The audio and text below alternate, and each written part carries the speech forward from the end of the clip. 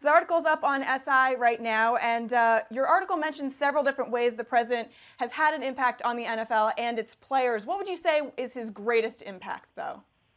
I think to look at his greatest impact, you'd have to go back to the election of 2008, as we saw across the country and was definitely true in every NFL locker room. The number of players that engaged in the political process. I mean, these are 20-somethings that, are extremely dedicated to their craft of football that often don't pay a lot of attention to the news. And a lot of them did, for the first time, vote, for the first time, go out and register voters, go out and speak at campaign stops, and just got more players involved in the political process. And I think that really got the ball rolling. And 8 years later, you see it now with Kaepernick, with whatever else you want to look at. I think it all goes back to 2008 and that election.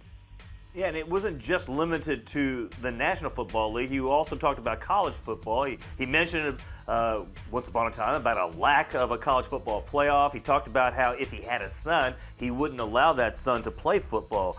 How did those comments directly affect action?